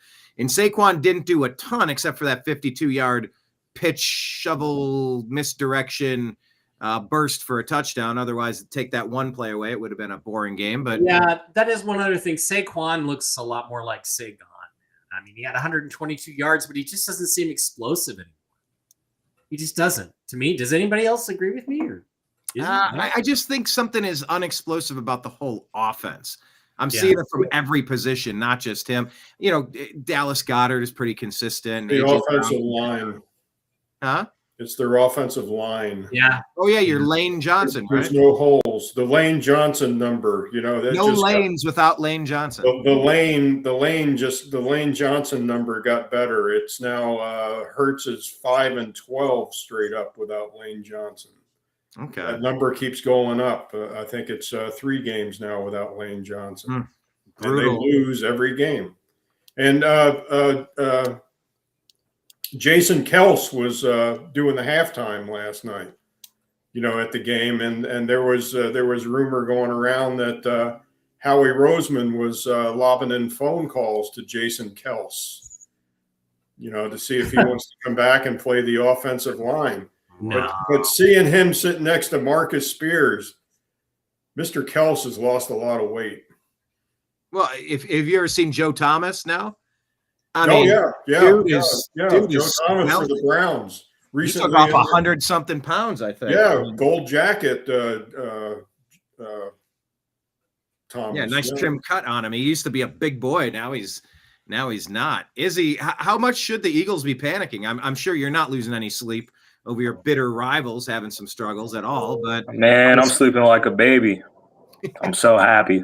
They've been losing, and it's helping our playoff chances because the main way it's looking is like we're gonna have to try to figure out a way to win the division. I don't know if that happens or not if the Eagles keep losing, but we got some easy games coming up. But the fans have been mad. I mean, they just came off a Super Bowl win, but a lot of Eagles fans have been mad. Oh my gosh, we're not doing this, we're not doing that. And respectively, you want to see your team perform to the highest of their capability, and they're just not doing that. And Jalen Hurts, he played horrible. 3 turnovers. I saw there was a stat. If Jalen Hurts were to spike the ball every play of the game, he would have had a better QBR than what he had to finish the game, which is pretty funny. Yeah, but your absence would be better than your presence. That's literally exactly. Your absence would be better than your presence. And what's 4 interceptions, 3, and I don't see them doing that well. The O-line, in my opinion, O-line is a big thing, and the O-line's not producing. Saquon, you could say, by the numbers, but that one touchdown he got was they faked him out. They thought it was going to be a tush push handoff, and he took it to the house. What do you expect from that? And by the way, that's perfect that you mentioned that and drilled down on that one particular play. That's exactly what the Stefanski 2-point conversion was supposed to be. I think Quinshawn forgot the play because he was wide open for the pitch and he had it timed wrong and he forgot to. And they asked Stefanski about it. What did you do? Why didn't you? He goes, I'm not going to get into that, but it's not exactly how we drew it. He didn't throw Quinshawn under the bus, but he's like, damn it, Sean. It was going to be the same. And Brian, that's exactly why you put the quarterback in the game for the 2-point conversion. You don't dilly-dally with stuff that some players don't know how to run with the game on the line. And guess what? I guess the quarterback would know how to run that. But, yeah, back on the Eagles, hey, man, they better start winning some games because I think the Cowboys, we play the Chargers. Well, we got a pretty decently easy schedule for our offense coming up. So, yeah, I mean, they better start winning if they want to keep their playoff hopes alive. So. Yeah, it's crunch time, fellas. We are winding down to the playoff season, and I'm excited for it. All right, well, those are all the games from last week. We're gonna get together, gentlemen. Did we decide 3 o'clock, 4 o'clock, 5 o'clock? We decided on Thursday. I have the day open pretty much at this point, so let me know what time. I'll be 3 p.m. Eastern time. 3 Does that work for everyone? Raise your hand if 3 p.m. Eastern is good. Noon. Yeah, I'm good. Okay. Yes, we'll do 3 p.m. Eastern time, noon Pacific for Strictly Football Thursday. We're going to do betting trends and I look forward to all the games this weekend. Before we go, just any quick thoughts on what we saw with college football, the conference championship games, obviously Indiana, Ohio State, or any of the other ancillary games, Mr. Mike? My biggest thing is Mr. Mike, hold on. Oh, me? I get to go first? Okay. Sure, Yeah. Well, I guess you and I started the show, so why don't I? Yeah. But this is why conference championship games are stupid, just like conference basketball championship tournaments are stupid. Why did you even play the season if your champion's going to be decided by the fucking tournament? That doesn't make any sense in basketball. Doesn't make any sense in football. 2 best teams in the country should have not played until the national championship game, Indiana and Ohio State. Sorry about Ohio State, but they play again. It's going to be another typical tough game, and Notre Dame got screwed. I know. Playoffs? Don't No talk playoffs about for Notre Dame. playoffs. None for the Fighting Irish, Jim. Thanks for that. Notre Dame. Jim Moore and not Jim Mitchell. Yeah. Notre Dame got screwed, except that they lost to Miami head to head. And I cannot sit here and tell you, I'm the guy who argues that in 1993, it was absolute bullshit that Notre Dame lost the national championship to Florida State because a bunch of fucking sports writers wanted to give a national championship to Bobby fucking Bowden in Florida. Cool, it's his turn. Even though Notre Dame had beaten straight up Florida State. Both teams were 11-1. Both teams won their bowl game impressively. And guess what? 1-1, Notre Dame beat Florida State. They should have been the national champions that year. I got to apply the same rule here. I think Notre Dame got screwed. It should have been in instead of some other teams. But Miami beat them. So there you go. Yeah, it gets weird with James Madison and some of these random schools. Tulane. Yeah, come on. How can they be in and Notre Dame is not in? How college football do you make the system worse by expanding the playoffs? My question about Notre Dame though aren't they like in their own like singular conference? Yeah, they shouldn't they join like the Big 12 or Big 10 or whatever? They went independent a couple of years ago. Yeah. They only have like 2 people in their conference. I mean, me personally, if they want to get in that way, join a legitimate conference. Put it that way. Get rid of the conferences. Go back to the old system. Southeast Conference, Southwest Conference, Big Sky, Pacific 12. Big 10, Big 8, let's go back to the old system that we had before. I mean, Big 10 with 18 schools, like it just doesn't make any sense. Whatever it is, like, I don't know. What in the world are USC and Oregon, and Washington and UCLA doing in the Big 10? That makes no sense. Now, maybe if you're going to do a Big 10 east of the Mississippi, Big 10 west of the Mississippi, which makes it the Big 10, 10-10 on each side. I don't know, I guess, but. That Buckeye game hurt, but also we had nothing to play for. Maybe we don't want to show all of our cards, but we missed a field goal. We had the 4th down tush push, called a first down. They reviewed it and they took the ball away from us at the 4-yard line. We were driving. We left a bunch of opportunities on the field. And man, on that first play, we almost knocked that quarterback Mendoza out. I mean, I stood up and yelled, no. I'm a Buckeye fan, but I want to see the best that they have.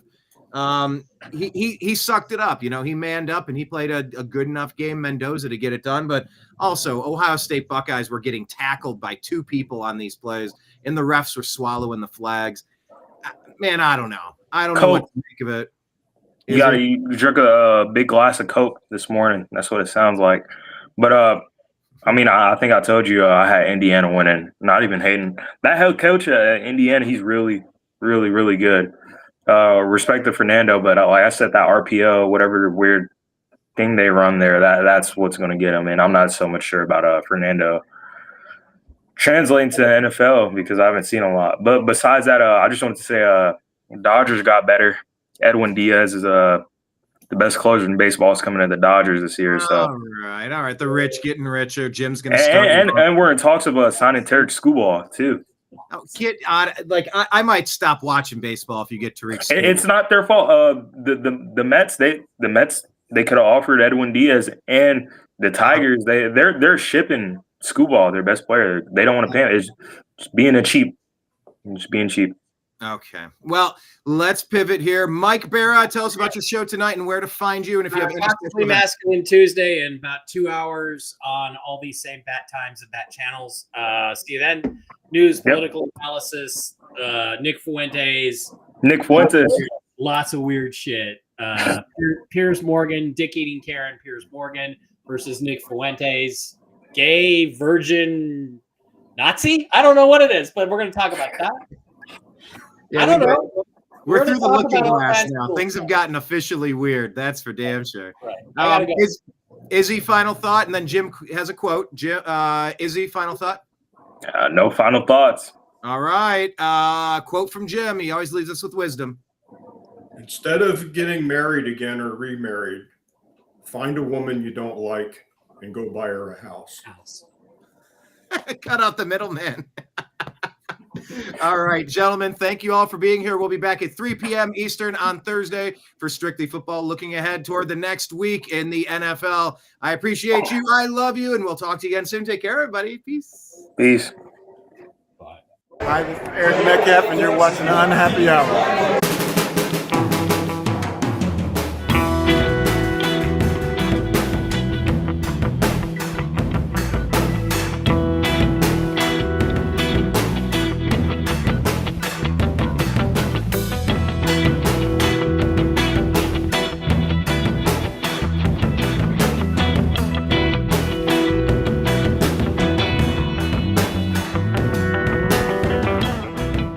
New American Media is proud to present a division of the Unhappy Hour sports show, Strictly Football.